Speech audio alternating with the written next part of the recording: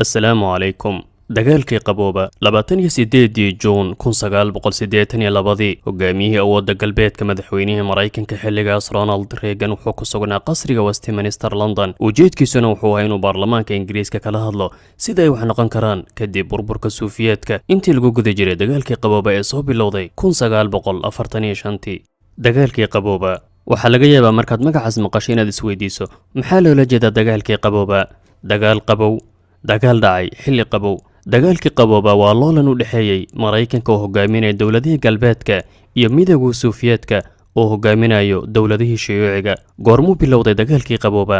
kadib istaagadii dagaalkii labaad ee adduunka iyo jabkii awooddii Naaziga Yurub ugu xooganayd waxaa soo baxay laba awood oo markii hore xulafo ahaa, waa Suufiyeedka iyo Mareykanka oo hogaaminaya wadamada galbeedka. kadibna waxaa bilowday loolan ciddii caalamka hogaamin lahayd, ciddii noqon lahayd awoodda koobaad. haddii dagaalada caadiga lagu hardamo goobaha dagaalka iyo dhufaysyada hore, dagaalkii qabooba wuxuu ahaa mid lagu hardamay goobo kala duwan sida dawladda ugu badan ee samaysan karta isbahaysi dhanka cilmiga, dhanka hawada sare, horumarinta hubka, dayax-gacmeedyada, tiknoolajiyadda, heshiis lala galo xulafada dawladda kale. xaalku wuxuu ahaa haddii Suufiyeedka dayax-gacmeed u dira kuna dejiyo kowkabka Zuhra, in Mareykankana u dira dayax-gacmeed kowkabka Mariikh. dagaalkii qabooba waa tartan dhanka horumarka iyo weliba hagardaamayn ay isku samaynayeen labadaas awoodood si ay mid kasta u muujiso inay ayadu tahay awoodda koobaad ee caalamka.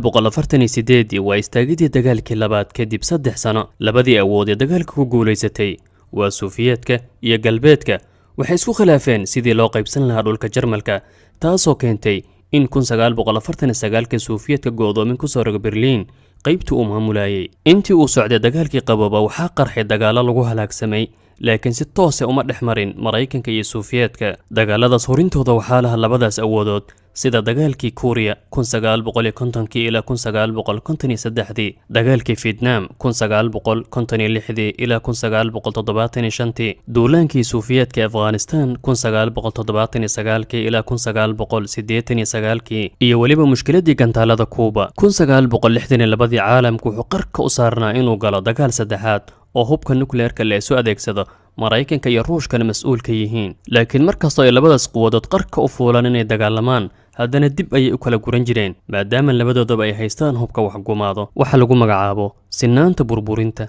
20 January 1981 talada Mareykanka waxaa qabtay madaxweynihii afartanaad ee Mareykanka Ronald Reagan. xilligaas waxaa sii yaraanayay awooddii Suufiyeedka, waxaana gudihiisa ka taagnaa loolan qowmi ah, taasoo keentay in Mareykanku sii labanlaabo cadaadiskii dhanka dhaqaalaha, milatariga, sirdoonka ee ku hayay Suufiyeedkiisii liicaayay. dhammaadkii 80-aadkii Mikhail Gorbachev ayaa loo doortay madaxweynaha Suufiyeedka, wuxuuna ku dhawaaqay siyaasado dhaqaaleed iyo mid horumarineed dhinaca xorriyadda. siyaasad xumadii Mikhail Gorbachev ayaa keenay markii dambe inuu burburo midowgii Suufiyeedka. 1991 ayuu si rasmi ah u istaagay dagaalkii qabooba kadib burburkii Suufiyeedka iyo guusha Mareykanka intii lagu guda jiray dagaalkii qabooba.